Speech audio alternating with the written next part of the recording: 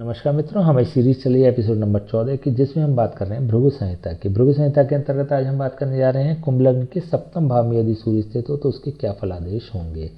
प्रथम भाव में 11 नंबर का मतलब होता है कुंभ लग्न, और कुंभ लग्न में सूर्य सप्तम भाव का स्वामी होता है। सप्तम भाव का स्वामी होकर जब यह अपने ही स्थान में बैठ जाता है तो यह सप्तम भाव के सापेक्ष मिश्रित फल प्रदान करने वाला हो जाता है।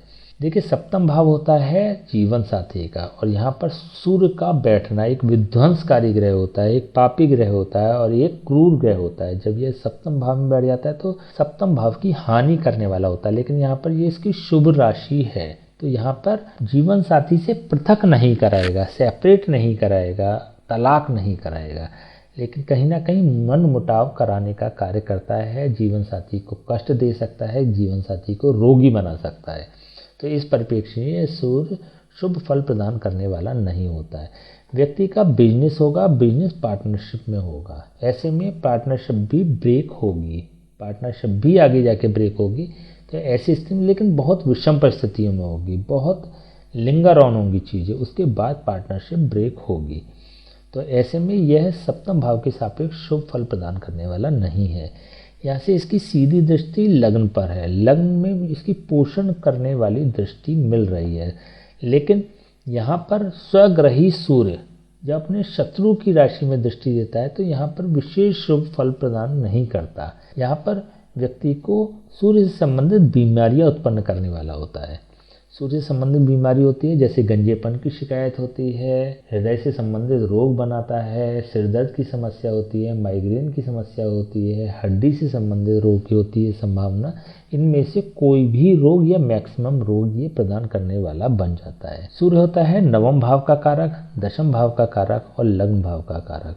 नवम भाव के सापेक्ष यदि देखें तो यह अपने भाव से लाभ भाव में स्थित है, तो व्यक्ति को भाग्यशाली बनाएगा, व्यक्ति को कम प्रयास में अधिक उपलब्धि दिलाने वाला होगा।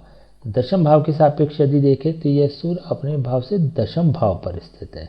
ऐसे में यह व्यक्ति को वेल सेटल्ड करेगा, प्रोफेशनली बहुत अच्छा सेटल्ड कर देगा। 22 साल की उम्र के आसपास व्यक्ति को बहुत प्रोफेशनली सेटल्ड करने वाला यह सूर्य बन जाता है। लग्न भाव के सापेक्ष देखें तो यह अपने से सप्तम भाव पर स्थित है, तो ऐसे में भी यह लग्न भाव के सापेक्ष शुभ फल प्रदान करने वाला होगा।